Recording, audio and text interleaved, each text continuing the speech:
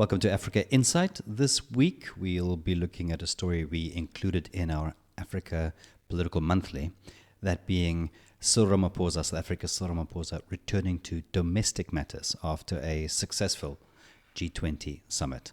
Of course, the headlines have mostly been on the Trump administration pushing back against South Africa and uninviting the country to the next summit in Miami.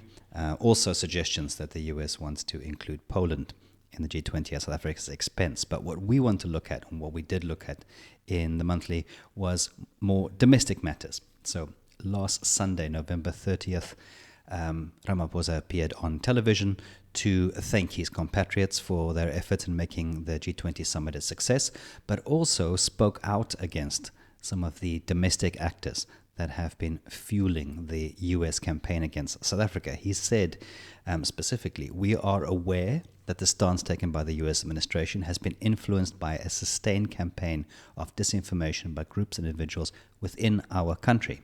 These people are spreading disinformation, are endangering and undermining South Africa's national interests."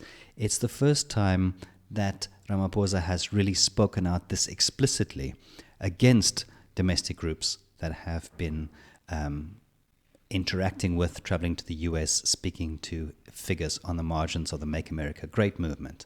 And so it's a slight change of tact, also a slight change of focus for Mr. Ramaphosa, who has been very much preoccupied with foreign policy, now getting more stuck into domestic policy. But even more specifically, Mr. Ramaphosa now has to prepare himself for party matters, as the African National Congress, the ANC, prepares for its National General Council, which kicks off on December 8th and carries on until the 12th. Curiously, even though Mr. Ramaphosa might think that his stock is quite high at this moment in time, there are reports filtering around South Africa that his leadership of the ANC and of course of the country is going to be challenged, perhaps at the NGC. Now, the reporting has come from the Sunday World newspaper, by no means the best Sunday newspaper in South Africa, by no means the most reliable either. Reporting in that newspaper have named two individuals within the ANC as driving this plot, both of them deputy ministers, namely Joe Pahla and Mondli Gungubele, both ministers who were demoted to deputy ministers with the formation of the Government of National Unity. But these are curious names to have been mentioned because particularly Mr. Gungubele is a key ally of Mr. Ramaphosa, and he has gone out of his way to rubbish these claims.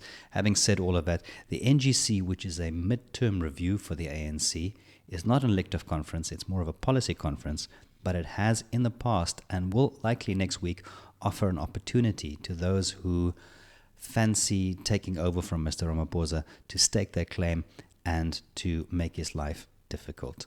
We've seen it in the past. We might see it again next week. The party at this point in time is rallying around Mr. Ramaphosa, insisting he is the president and he is not going to be challenged. But with local government elections less than a year away, some very pertinent questions are going to be asked. Should Mr. Ramaphosa lead the ANC in a fourth election campaign, considering that the last three, two generals and one local election, has seen the ANC's electoral support drop appreciably?